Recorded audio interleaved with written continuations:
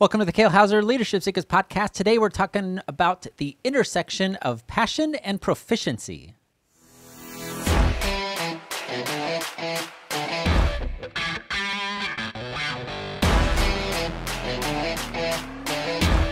Hello, everybody, and welcome again to the Kale Houser Leadership Secrets podcast. My name is Kale Houser, co-founder of Kale Houser Leadership, and creator, host, author, content person, main speaker of the Kale Houser Leadership Secrets podcast. Not to say that we do not have guests on. We have had a bunch of guests in the past, and I've got some guests coming up that I think you're going to thoroughly enjoy.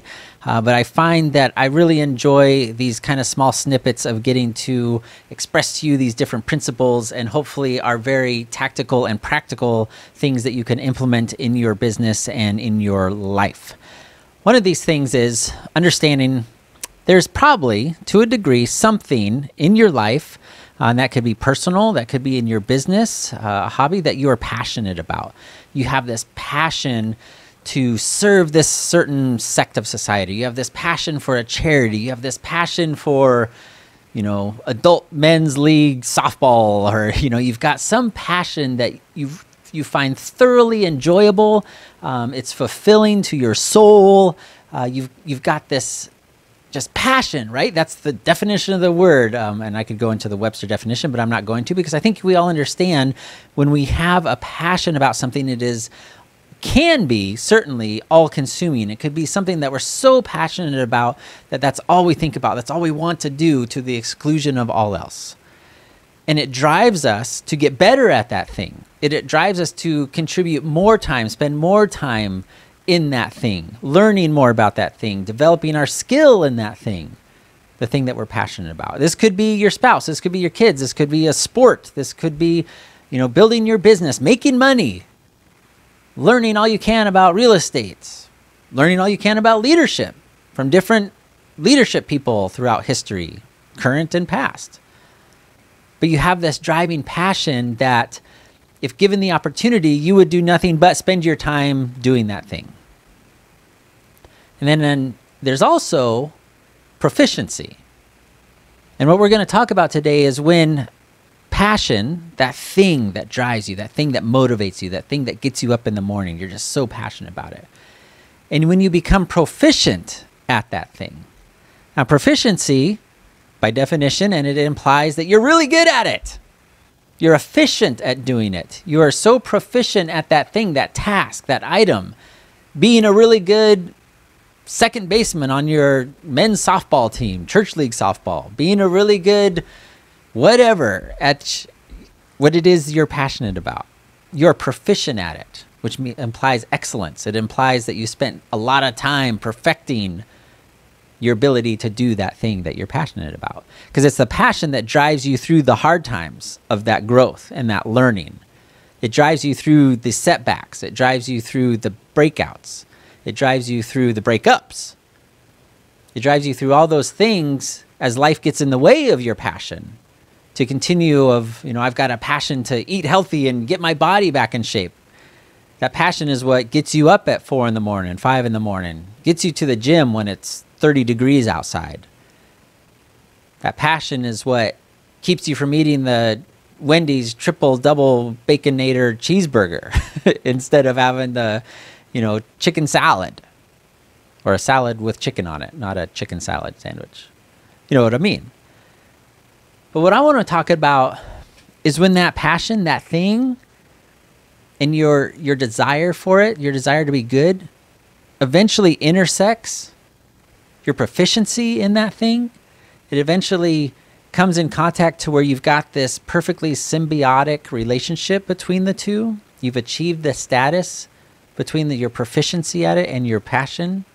One is not waning, one is not getting more than the other, because they drive each other. As you get more proficient at it, you get more passionate because you're seeing more success, more results, and they rise together.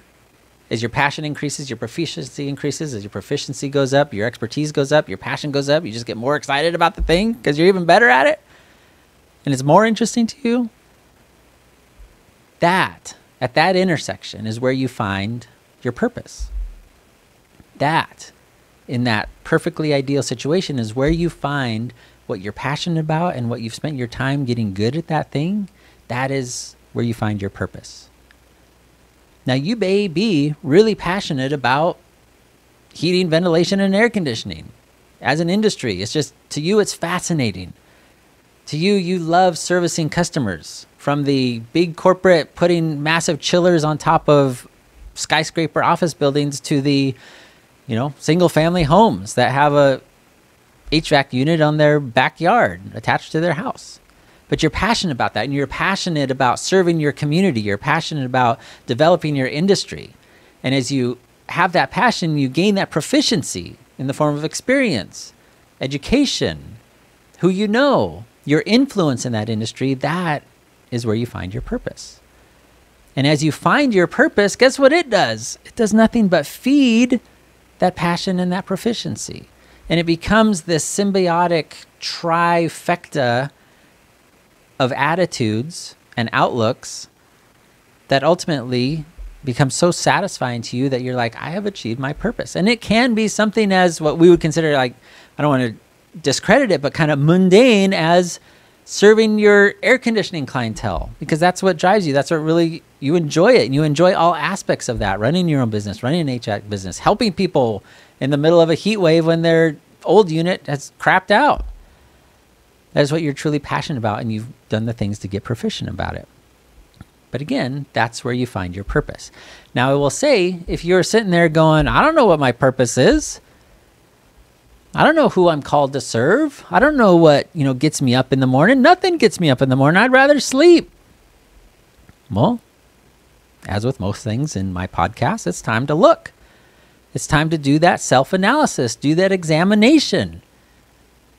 When's the last time you were passionate about anything?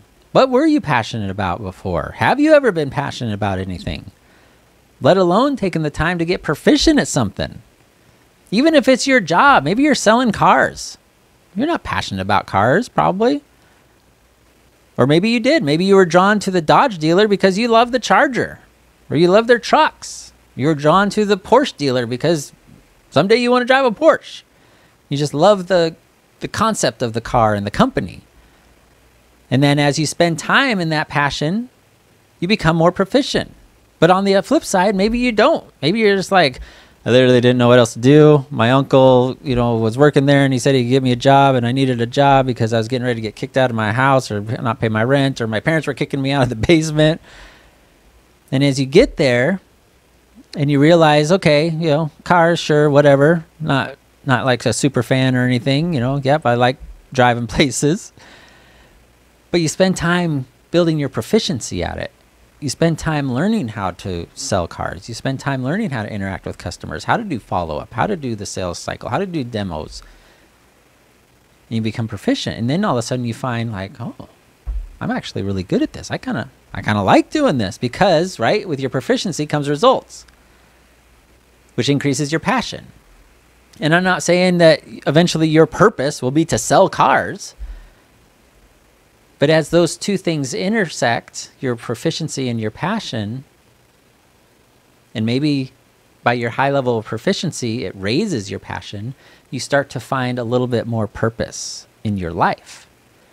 And understand that while you've applied that to this, using the example of being a car salesman, maybe that can now apply to other aspects of your life, that you can find your purpose.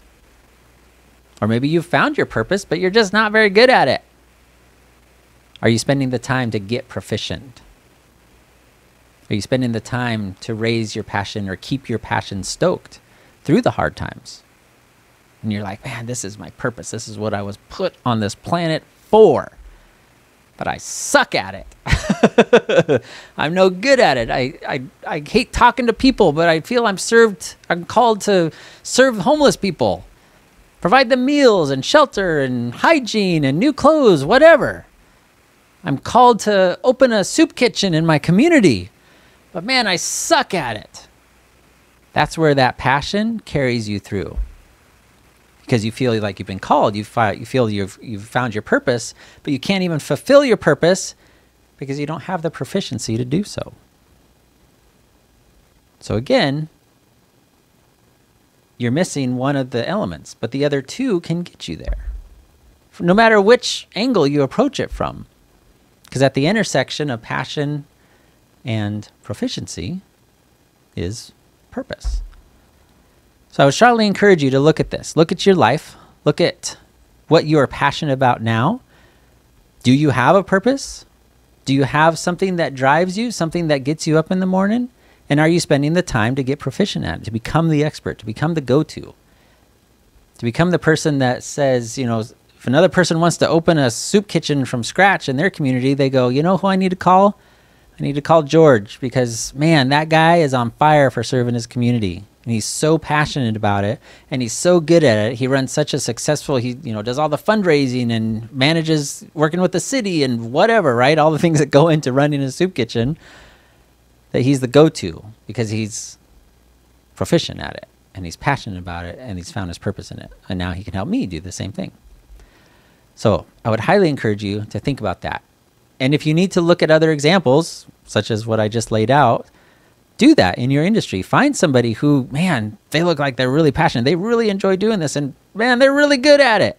And that may be in the form of they built a big company. They earn lots of revenue.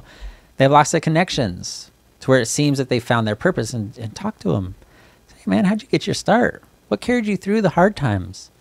What made you decide on this as being your purpose? Was it something you grew into, something you knew from being 8 years old you always wanted to do? Like, how did those 3 legs come together to create this platform?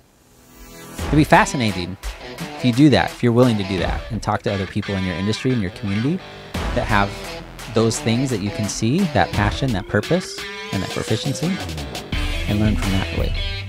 I would highly encourage you to do it. If you do that, let me know. Leave a comment, whichever platform you listen to, whether on YouTube or your favorite podcast platform. It would be fascinating to hear your story. And if that is you, if you are that person right now that has that passion, leave a comment. Say, hey, this was my story. This is what happened to me. I would love to hear it. Or shoot me an email, Kale at Kale Houser Leadership, and we can maybe even have you on the podcast to share. That would be awesome too. All right, everybody, have a fantastic afternoon, no matter where you're at in the world. Bye.